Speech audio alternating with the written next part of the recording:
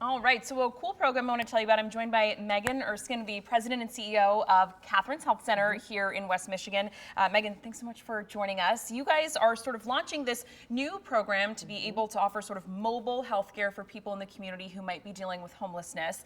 I was so intrigued on how this is going to work, and I have some pictures of the van that we're going to show in a moment. But for people who may not be familiar with Catherine's Health Center, what are you guys all about, and what do you provide in our community? Yeah, so Catherine's Health Center is a community health center. We're a nonprofit. We specialize in uninsured, underinsured, Medicaid, and Medicare, but we also accept commercial insurance. Okay.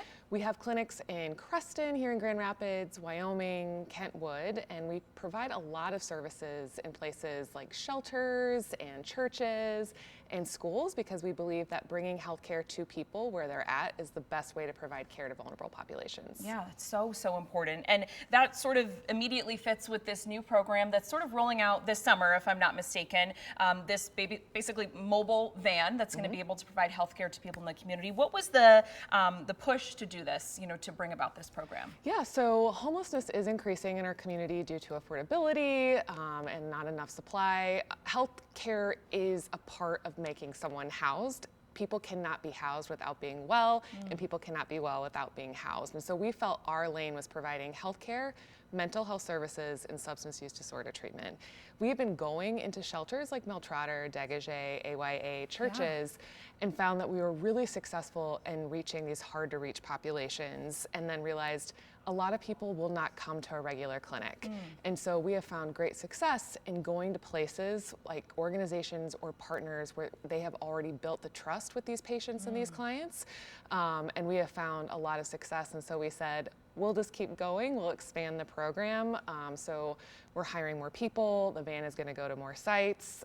We'd love to expand outside of Grand Rapids into like Wyoming and Kentwood. Yeah. But this is really the best way to provide care to the unhoused and housing insecure. And I love what you mentioned there about, you guys have already been doing this work and, learning that sometimes there is, that uncomfortability in, entering into a new space, or, someone can't get somewhere to get some kind of care. So going to those places where people who may be struggling already are, and then just offering this. I love sort of the research you guys have done there. I think, guys, we have some video of what the van kind of roughly is going to look like. So what sorts of services will this be able to provide? Obviously not everything, but I'm sure you can fit a lot in that van. So it's going to be a very gritty, nimble team, as we say. There's going to be a medical provider, likely a medical assistant. We're going to figure out what type of mental health services will be in the van. If we're going to a place like a shelter or a library and people can set up appointments and we have a regular schedule, that makes sense. Yeah. But this van will also go to places like encampments or places that are not meant for human habitation. And so we really want to make sure that we're providing holistic care to people. And we always say right time, right place. So if we can provide medical services, mental health services, peer recovery, substance use disorder treatment, we're going to do it there. There's just a lot of barriers for the unhoused population: stigma, transportation, cost. And so again, I think the van going out and being able to provide as many services as possible is the best way. It's not going to be a huge team, but it will be a team that's nimble and adaptive, and they're going to do a great job. And I know you guys are still sort of ironing out just some of the details. This isn't launching until this summer, so still a couple of months to go. You're still sort of, as you mentioned, figuring out staffing. I'm sure it's going to be a kind of learn as you go situation to how it's going to work. What are you just hoping, obviously you have to get started and see how it goes, but the outcome, say a year from now, a couple of years from now, will be, in these communities in our area?